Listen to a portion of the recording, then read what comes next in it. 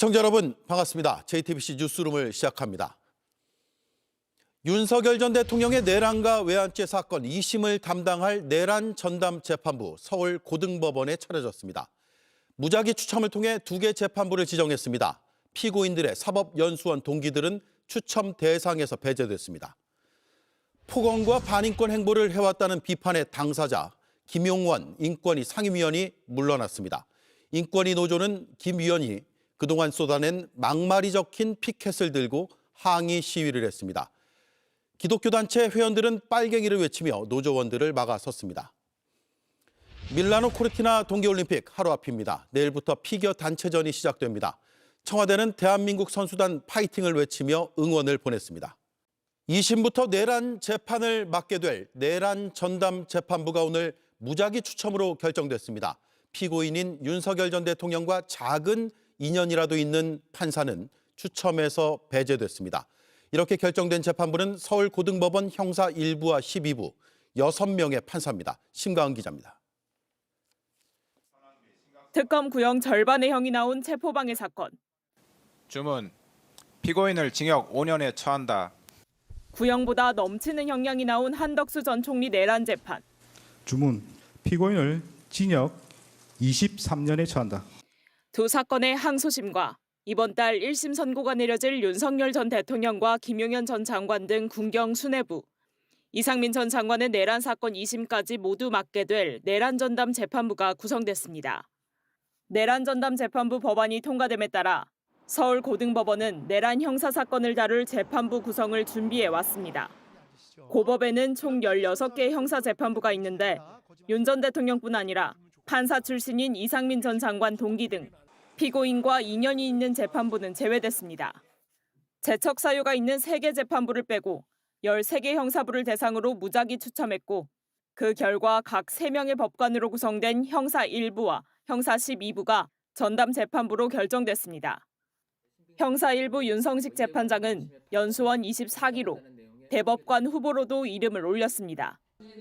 2023년부터 2년 동안 법원 행정처 기획조정실장을 맡기도 했습니다. 형사 12부는 고정된 재판장이 없는 대등 재판부입니다.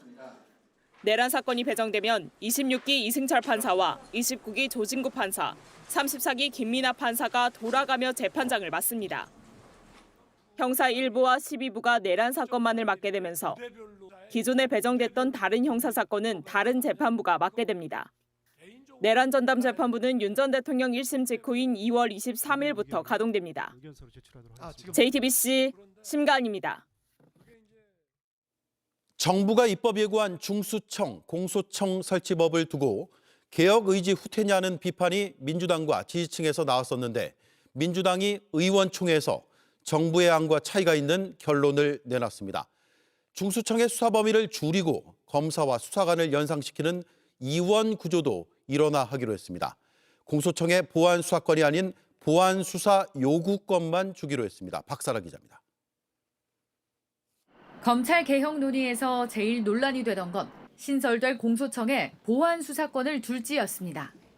수사 기소 분리 대원 측에 따라 하나도 남겨선 안 된다는 게 여권 강경파의 입장이었는데 이재명 대통령은 예외적 허용은 필요하다는 의견을 밝힌 바 있습니다. 공소시효가 이틀밖에 안 남았는데 보안 수사가 전면 금지가 되면 경찰로 다시 보내고 하는데 이틀, 오는데 이틀 하고 끝나버려요. 수기를 요청했던 상황. 민주당은 오늘 의원총회를 열고 보안 수사 요구권만 주는 걸로 입장을 정리했습니다. 공소청에서 다른 수사기관에 충분하게 의견을 개진하고 이를 따르지 않았을 경우는 사실상 강제할 수 있는 방안을 마련하는 식으로 오는 10월 신설되는 중수청에 법조인 출신 수사사법관과 그의 전문 수사관을 나눠두겠다는 정부안에는 반대 입장을 분명히 했습니다. 그래서는 기존의 검사 수사관 제도와 다를 바 없으니 일원화하라는 겁니다. 정부가 9가지로 정해 검찰 때보다 오히려 권한이 커진다는 지적을 받았던 중수청 수사 범위도 좁혔습니다. 대형 참사와 공무원, 선거 범죄를 제외한 6가지에 한해 수사하도록 했습니다. 민주당은 이번 주 이 같은 의견을 정부에 전달할 예정입니다. JTBC 박사라입니다.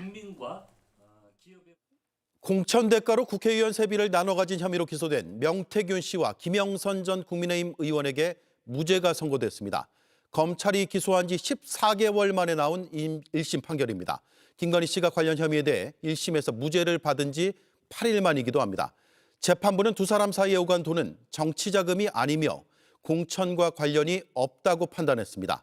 명 씨가 휴대전화와 USB를 숨기도록 지시한 증거 은닉 교사 혐의는 유죄로 인정됐습니다. 배승주 기자입니다.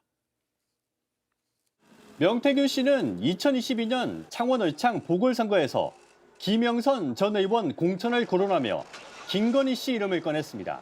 오늘 네. 여사님 전화 왔는데 네네. 내 고마움 때문에 네네. 김영선 그렇게 하지 말라고. 내가 고맙다고. 네네. 야, 자기 선물이래. 김 전 의원은 실제 공천을 받아 당선됐고 이후 명 씨는 2022년 8월부터 2023년 11월 사이 김 전 의원의 세비 절반을 가져갔습니다.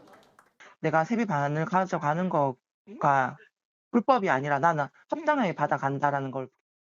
검찰은 두 사람이 공천 대가로 세비 8천여만 원을 주고받은 것으로 보고 정치자금법 혐의로 기소해 지난해 12월 각각 징역 5년을 구형했습니다. 하지만 1심 재판부는 두 사람이 주고받은 돈은 정치자금이 아니며 공천 대가로 볼 수 없다고 무죄를 선고했습니다. 명 씨가 김 전 의원 캠프 총괄 본부장으로 근무하면서 받은 급여나 채무 변제금으로 판단했습니다. 명 씨가 부탁해 윤 전 대통령이 당시 공천관리위원장에게 연락했다는 측면에서 명 씨가 공천에 영향을 미쳤다고는 봤지만 김영선이 좀 해줘라 그랬는데 예. 뭐 이렇게 말이 많네 당에서. 김건희 씨 1심 선고와 마찬가지로 당시 공관위에서 다수결로 결정된 사안이라고 했습니다.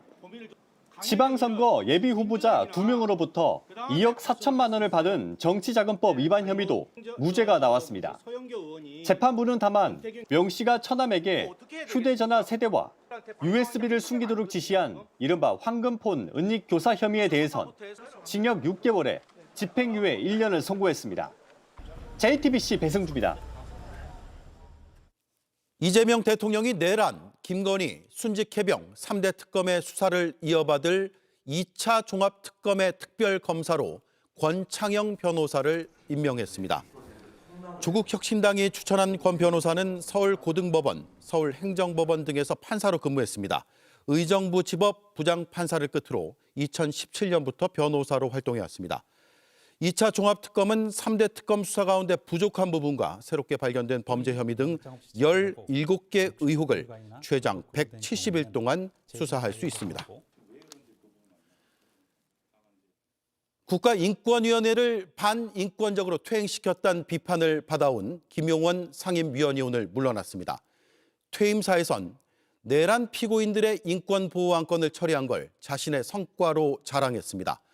구속됐던 소년보 목사를 구제해주지 못한 게 가장 아쉽다고 했습니다. 임지은 기자입니다. 국가인권위원회 벽면에 온갖 막말 피켓들이 붙었습니다. 오늘 퇴임하는 김용원 상임위원이 그간 인권위에서 해온 말들입니다.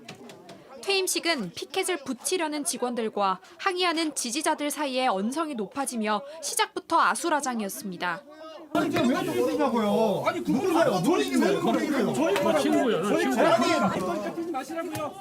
왜 막아? 김 위원은 자신을 비판하면 좌파, 옹호하면 정신이 건강한 국민이란 말로 퇴임사를 이어갔습니다. 좌파 인권 세력의 무자비하고도 야비한 공격을 받아오면서도 지금까지 버틸 수 있었던 것은 정상적으로, 정신적으로 건강한 많은 국민들의 응원 덕분이었다고 하겠습니다. 윤석열 전 대통령 등 내란 피고인들에 대한 인권 보호 안건을 대표적인 성과로 자부했습니다. 계엄 선포로 야기된 국가적 위기 극복 대책 권고의건 결정은 대한민국 국민 누구나에게 차별 없이 적법 절차의 원칙과 무죄 추정의 원칙 등 헌법상의 원칙이 적용되어야 한다는 지극히 당연한 공직선거법 위반 혐의로 구속된 소년보 목사를 긴급 구제해주지 못한 게 가장 아쉬웠다고도 했습니다. 마지막으로 소년보 목사님 사건은 지극히 아쉬운 사건입니다. 정상적인 국민이라면 과연 누가 손 목사가 도망할 염려가 있다는데 동의를 하겠습니까? 퇴임식을 찾은 안창호 위원장은 다양한 견해를 소신 있게 밝혀줬다며 김 의원을 축켜 세웠습니다. 이재명 대통령이 김 의원의 후임으로 지명한 오영근 한양대 법학전문대학원 명예교수는 내일부터 임기를 시작합니다. JTBC 임지은입니다. 연일 다주택자의 투기 근절을 강조한 이재명 대통령이 오늘은 똘똘한 한 채로 갈아타는 걸 경고했습니다. 주거용이 아니면 그것도 안 하는 것이 이익이라고 밝혔습니다. 한 채에 갭 투자하고 다른 곳에 전세를 살면서 실거주자와 똑같은 세금 혜택을 받는 경우를 가리킨 겁니다. 이 때문에 비거주 1주택자의 양도세 혜택을 줄이고 보유세는 늘리는 방향으로 세금 체계가 바뀔 수 있다는 전망이 나옵니다. 정아람 기자입니다. 이재명 대통령은 오늘 X에서 똘똘한 한 채 갈아타기에 대해 경고의 메시지를 내놨습니다. 다주택 압박했더니 1주택자 갈아타기가 늘고 있다는 내용의 기사를 공유하며 주거용이 아니면 그것도 안 하는 게 이익이라고 적은 겁니다. 이 같은 메시지는 앞서 이 대통령이 언급한 비거주 1주택자에 대한 장기 보유 특별공제 손질 가능성과 맞닿아 있습니다. 장특공제는 집을 오래 보유하면 팔 때 양도세를 깎아주는 제도인데 비거주 1주택이 투자 투기용이라면 장기 보유했다고 세금 감면해주는 건 이상하다는 겁니다. 실제 강남권을 중심으로 비싼 아파트 한 채에 갭 투자한 뒤 본인은 고액 전세를 사는 이들이 적지 않다는 지적입니다. 이러자 이번 세제 개편에 비거주 1주택자의 장특공제 혜택 종료와 함께 종합부동산세와 재산세 등 보유세 강화가 검토될 수 있다는 전망이 나옵니다. 다만 자녀 교육이나 직장 때문에 비거주 1주택자가 된 이들은 사정을 감안해야 한다는 의견도 나옵니다. 발령을 저 천리 밖으로 가서 직장을 만들어 놨는데 이걸 팔아갖고 갈 수도 없고 하니까 얘들이 여기서 학교를 다녀야 되잖아요. 세입자가 갱신 청구권을 행사했거나 또 청구권 행사 기간 내에 권리를 주장한다면 팔고 싶어도 팔 수 없는 지경이니까 정부는 다음 주 전세 낀 다주택자의 집을 팔기 어려운 현실을 감안해 보완책을 내놓을 예정인데 비거주 1주택자에 대한 세금 강화와 보완 방안도 같이 내놓을지 주목됩니다. JTBC 정아람입니다. 정부가 지난주 내놓은 6만 가구 영끌 공급 대책의 관건은 지자체와 주민의 협조입니다. 그런데 반대가 만만치 않습니다. 과천엔 주택 폭탄이란 현수막이 걸렸습니다. 용산과 국토부 청사 앞에는 근조 화환이 늘어섰습니다. 정부는 가장 우려가 큰 교통대책부터 마련하며 이견을 좁혀가기로 했습니다. 김현지 기자입니다. 경마장이 주택부지로 선정된 과천 시내에 9,800세대를 막아내자 주택 폭탄이란 현수막이 걸렸습니다. 경마장을 운영하는 한국마사회 노조도 반발합니다. 저희가 과천 서울경마공원에서 이전을 하게 되면은 연간 2,400억 적자가 매년 발생하게 되는 걸로 추산되고 있고요. 10,000 가구 넘는 주택이 들어설 용산국제업무지구도 상황은 마찬가지입니다. 공사장 인근에 근조 화환들이 줄지어 섰습니다. 그 비싼 땅에다가 짓겠다고 하니까 사업성이나 이런 거를 봤을 때는 그런 논리하고는 전혀 안 맞잖아요.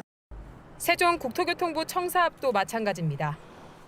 과천 시민들이 보낸 근조 화환입니다. 지난주 정부가 내놓은 주택 공급 대책에 항의하는 내용입니다. 129 공급 대책을 내놓은 이후 지자체와 주민들의 반대 목소리가 잇따라 나오고 있습니다.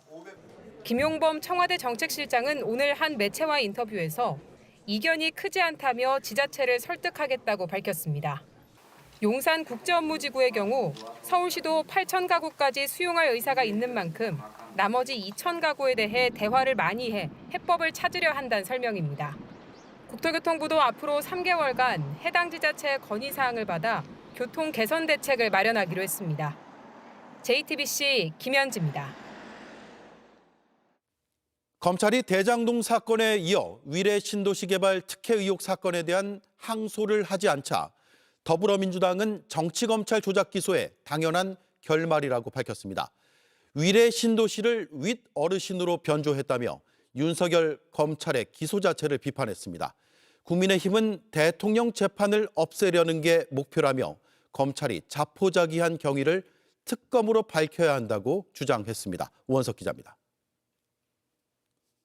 이재명 대통령이 성남시장이던 2013년 성남 도시개발공사가 특정 업자들에게 혜택을 줬다는 의혹이 제기된 위례신도시 개발 비리 사건.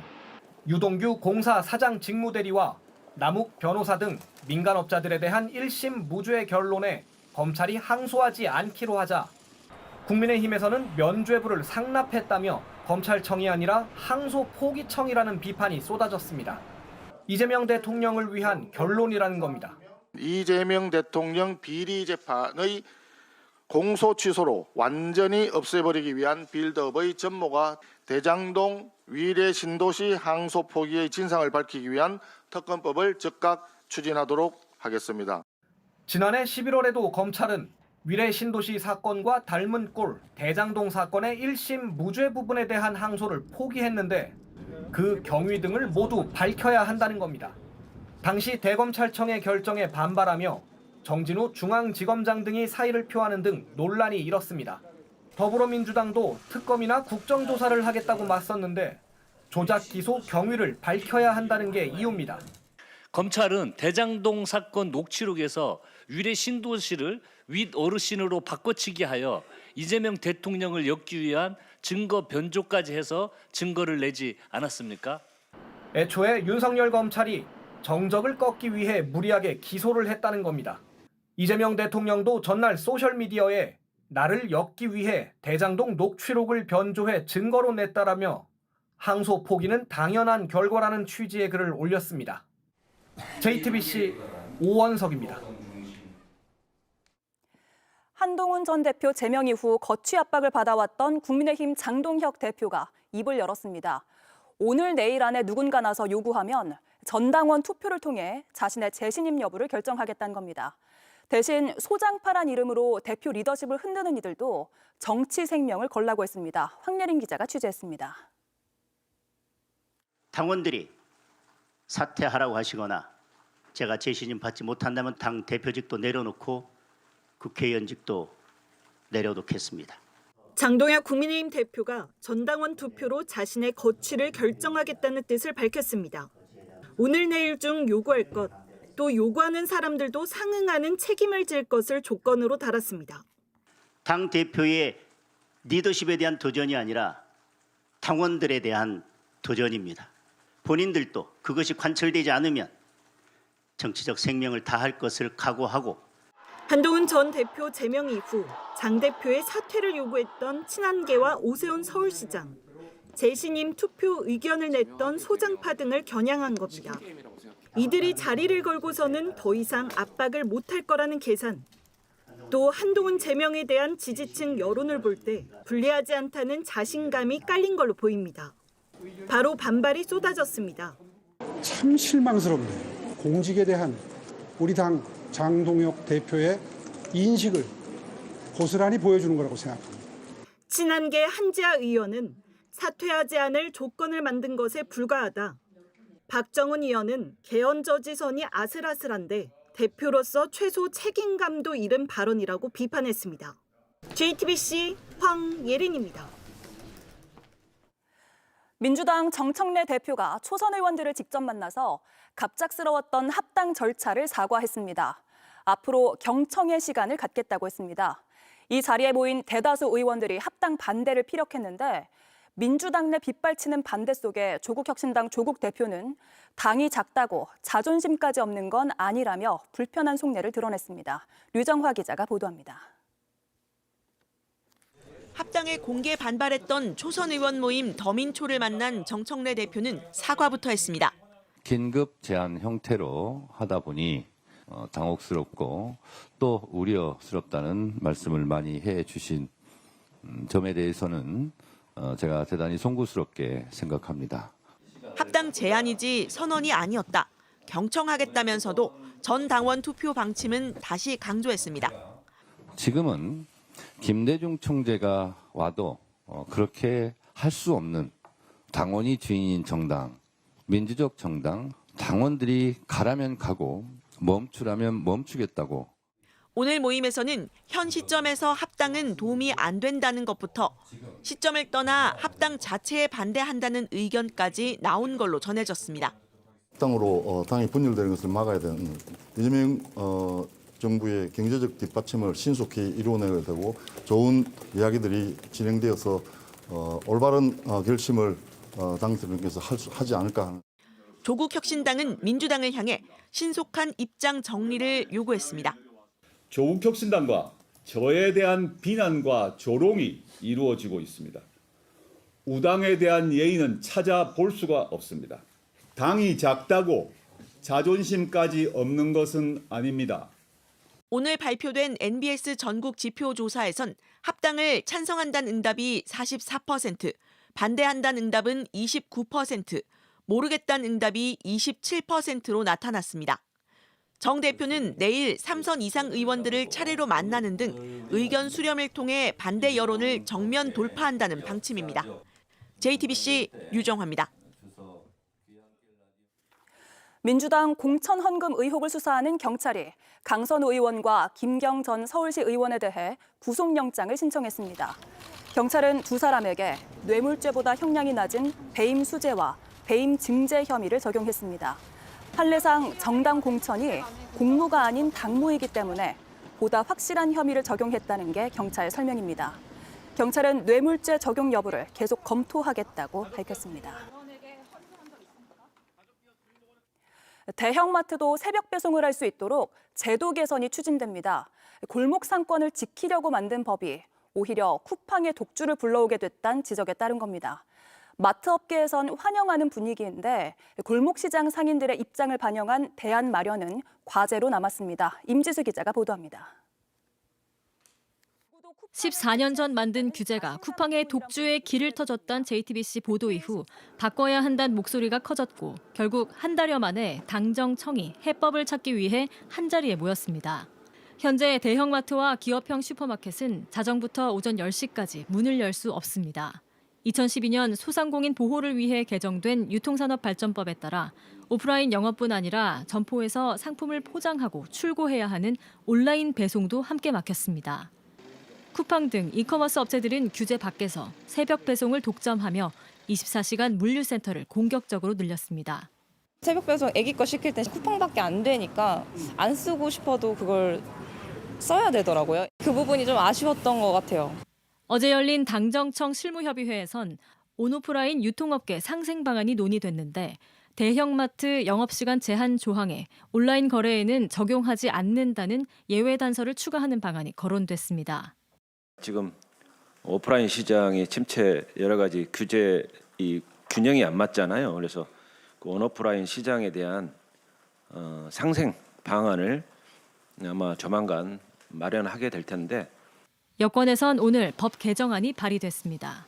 골목상권보호법이 쿠팡 보호법으로 전락했습니다. 대형마트가 문을 닫고 일자리가 사라지는 문제도 심각하기 때문에 업계는 의미 있는 변화로 받아들입니다. 규제가 풀리면 전국 1,800여 대형마트 점포가 도심 물류 거점으로 활용되며 쿠팡과 경쟁할 수 있게 됩니다.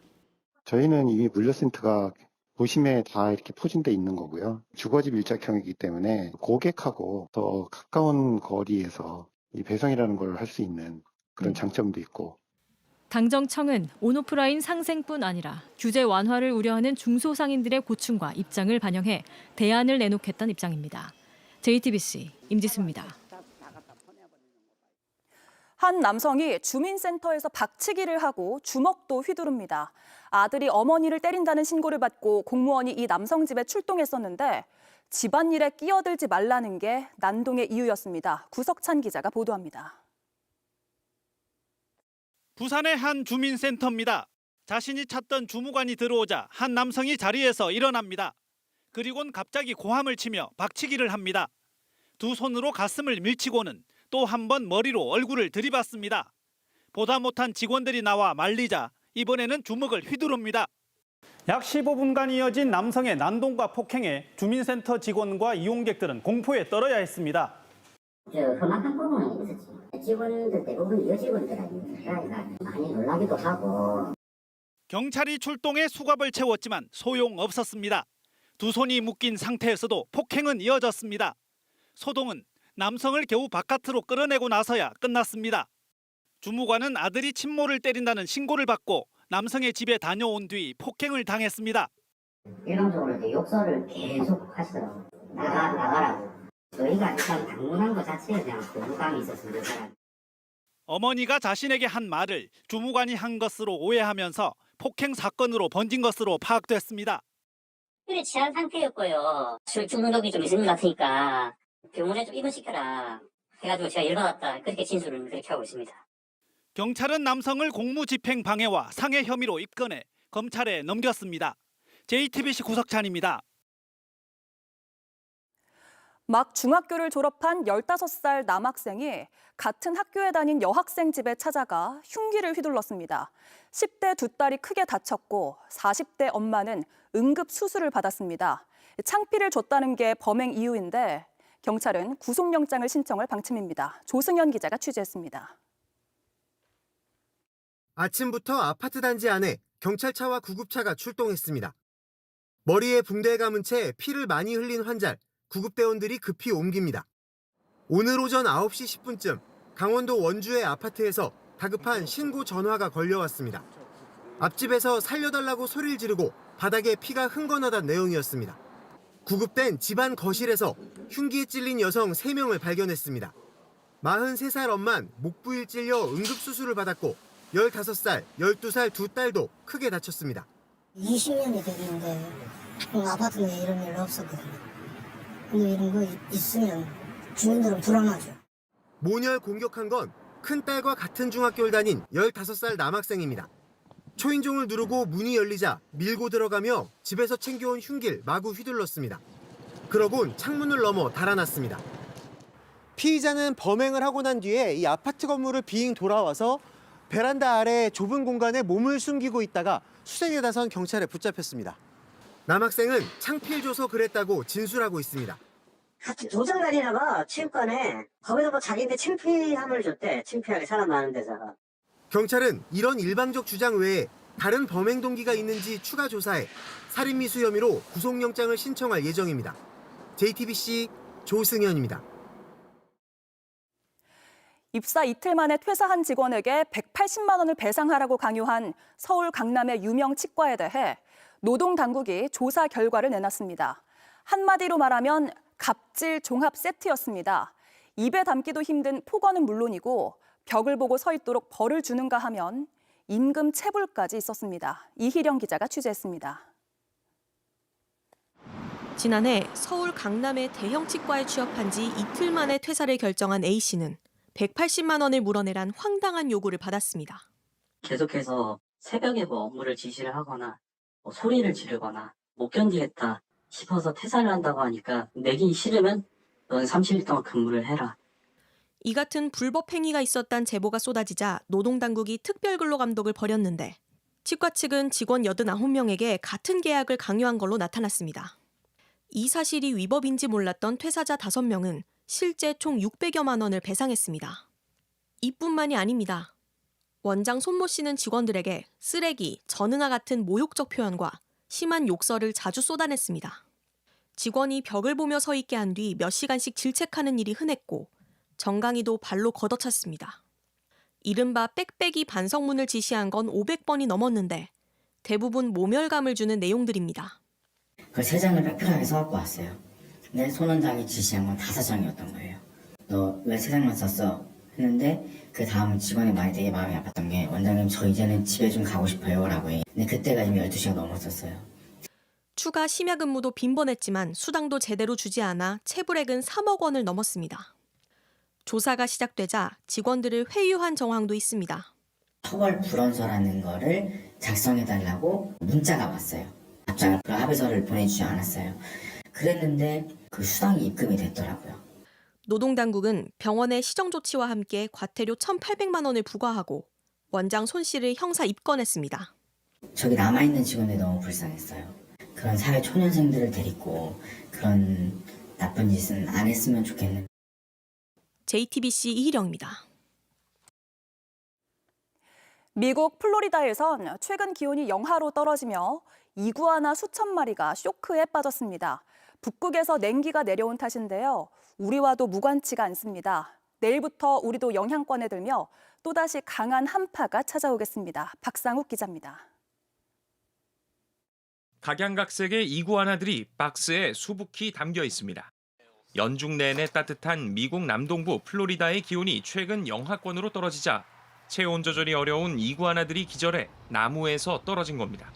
닷새간 수거한 개체 수만 1,500여 마리에 달합니다. Very unusual. This is not something you see every day. The temperatures dropped with a wind chill down into the high teens in some areas we saw in the state. 현지 시간 4일 아열대 기후인 쿠바에선 기상 관측 이래 처음으로 기온이 0도 수준까지 내려갔습니다. 북극에 얼음이 녹으며 찬 공기를 가둬두는 역할을 했던 제트기류가 느슨해졌고 그 냉기가 그대로 남동부로 밀려 내려간 탓입니다. 이런 북쪽 한기의 습격은 남의 일이 아닙니다. 평년보다 포근했던 날씨는 지나가고 내일부턴 우리나라에 한파가 찾아옵니다. 중국 북쪽에 위치한 고기압이 점차 확장하면서 북쪽의 한기가 북서풍을 타고 유입되는 겁니다. 주말 동안 내륙을 중심으로 영하 10도 안팎으로 기온이 떨어지면서 강한 추위가 예상됩니다. 기상청은 내일 서울 아침 최저 기온은 영하 9도, 주말엔 영하 12도까지 떨어진다고 예보했습니다. 바람까지 더해져 체감 온도는 더 내려가는데 추위 대비 잘 하셔야겠습니다. JTBC 박상욱입니다. 이렇게 아직 동장군이 물러가지 않았지만 계절을 앞서가야 더 유리한 소비도 있죠. 그래서 요즘 여름철을 대비한 에어컨 설치가 한창이라고 하는데요. 더워지고 나서 주문을 하면 이미 늦기 때문입니다. 박소연 기자가 그 현장에 가봤습니다. 한 대단지 아파트입니다. 쌓인 눈이 채 녹지 않은 한겨울이지만 에어컨 설치가 한창입니다. 올해도 쉬는 날 없이 계속 설치하고 있습니다. 7, 8월 정도에 많이 성수기였는데 지금은 4, 5월부터도 성수기로 볼 수 있어요. 벌써부터 에어컨 설치 요청이 많은 건 빨라지고 길어진 여름 탓입니다.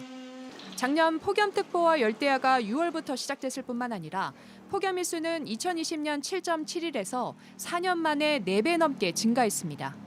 날씨가 계속 더워지잖아요. 한 4개월이나 5개월 튼다고 해도 거의 20시간 정도는 풀로 털어야 되는 거죠. 에너지 효율에 그리고 공기청정 되는 거. 이렇게 에어컨 수요가 늘면서 여름이 가까워져 주문을 하면 자칫 제때 설치를 못할 수도 있습니다. 국내 가전업체들도 신제품 출시를 1, 2월로 조금씩 앞당기고 생산 라인을 모두 돌리는 시점도 4월로 빨라지고 있습니다. 역시 최대 화두는 AI 기술입니다. 생활 패턴과 공간 환경에 맞춰 6가지 특화된 기류를 제공하는 기능을 탑재했습니다. 에어컨을 선택할 땐 냉방 면적은 거실의 경우 집 크기의 절반을 기준으로 정하는 게 좋고 초절전 인버터 기능이 있으면 전기요금을 아낄 수 있다는 설명입니다. JTBC 박소연입니다. 네, 올림픽 중계로 오늘 뉴스룸은 늦게 시작해서 좀 짧게 전해드렸습니다. 내일은 평소대로 저녁 6시 25분에 찾아뵙겠습니다. 네, 뉴스룸 마칩니다. 내일 뵙겠습니다. 고맙습니다.